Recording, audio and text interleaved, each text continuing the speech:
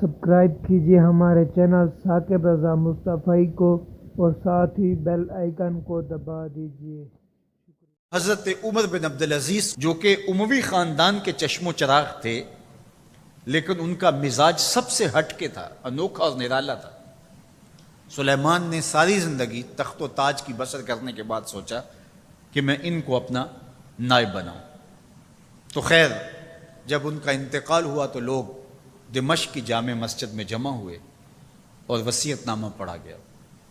تو حضرت عمر بن عبدالعزیز کھڑے ہوئے، فرمایا لوگوں، نہ تو میری منشا تھی کہ مجھے خلیفہ بنایا جائے اور نہ مجھے اس بات کا علم تھا، یہ میری منشا اور آپ لوگوں کی مشاورت کے بغیر کیا گیا ہے، میں اس سے دستبردار ہوتا ہوں، آپ جس کو چاہیں اپنا خلیفہ مقرر کر لیں۔ تو لوگوں نے کہا آپ ہی ہمارے امیر ہیں، آپ ہی ہمارے خلیفہ ہیں۔ تو آپ نے فرمایا کہ جب تک اللہ کی اطاعت کرتا رہوں تب تک تمہارا خلیفہ رہوں گا۔ اور پھر آپ نے حکم نامہ جاری کیا کہ میری جتنی جائیداد ہے ساری بیت المال میں جمع کروائی جائے گی، اور جتنے بھی اموی شہزادے تھے ان کی جائیدادیں جو انہوں نے لوگوں کے ضبط کی ہوئی تھی سب کو بھگ کے صدقات ضبط کرنے کا حکم نامہ جاری کیا۔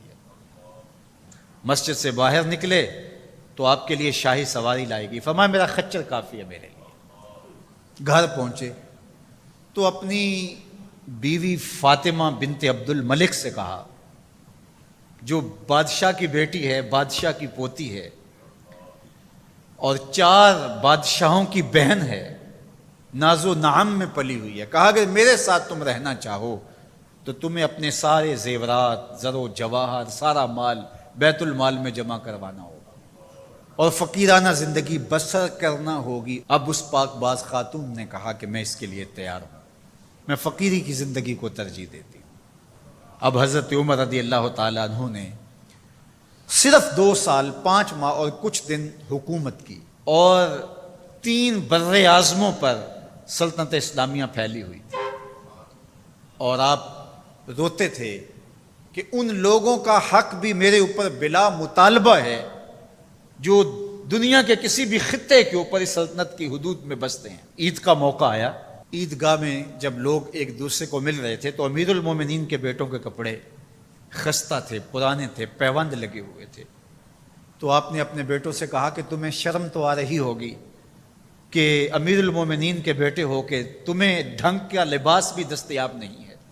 تو آپ کا ایک بیٹا عبد الملک بن عمر بن عبدالعزیز جو آپ کی زندگی میں انتقال کر گیا تھا، اس نے کہا ہمیں اس بات پہ فخر ہے کہ ہمارے باپ نے خیانت نہیں کی ہے، ہمارا باپ دیانتدار ہے۔ جب گھر آتے ہیں تو آپ کی بیٹیاں آپ کو عید مبارک کہتی ہیں، آپ سے ملتی ہیں، لیکن منہ پہ کپڑا دھرا ہوا ہے۔ تو حضرت عمر رضی اللہ تعالیٰ عنہ عمر بن عبدالعزیز بولتے ہیں کہ بیٹی آپ نے چہرے کے اوپر کپڑا کیوں رکھا ہوا ہے؟ تو وہ کہتی ہے ہم نے کچے پیاز سے آج کھانا کھایا ہے تو اس لیے ہم نے کپڑا رکھا ہے کہ آپ اس کی سمیل محسوس نہ کریں۔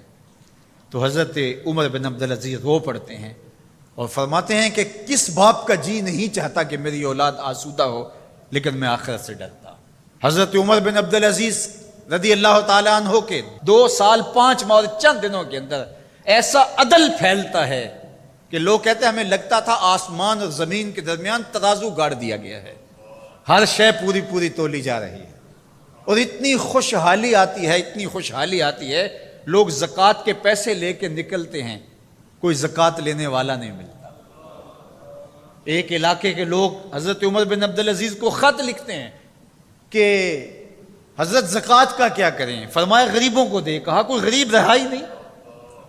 تو کہا کہ اچھا آپ اس طرح کریں کہ جن کی شادیاں نہیں ہوئی ان کا مہر ادا کر کے شادیاں کروا دیں۔ تو وہ جواب میں لکھتا ہے یہ بھی ہو چکا۔ تو کہا لوگوں کو قرضہ دے دیں۔ کہا کسی کو قرضے کی ضرورت ہی نہیں ہے۔ تو پھر فرماتے ہیں اچھا غیر مسلموں کو قرضہ دیں تاکہ وہ کھیتی باڑی کر کے زراعت کے کام کو بڑھائیں۔ یہ عمر بن عبدالعزیز کا دور ہے۔ عدل پھیلا، نور پھیلا، روشنی پھیلی۔ شہزادگی کی زندگی سے ایک دم اپنے آپ کو ایک چھوٹے سے کٹیا کے اندر محدود کر لیا۔ اللہ اکبر۔ حضرت عمر بن عبدالعزیز رضی اللہ تعالی عنہ مسلمانوں کے نامور خلیفہ ہے، اور ان کو ان کے عدل، ان کے انصاف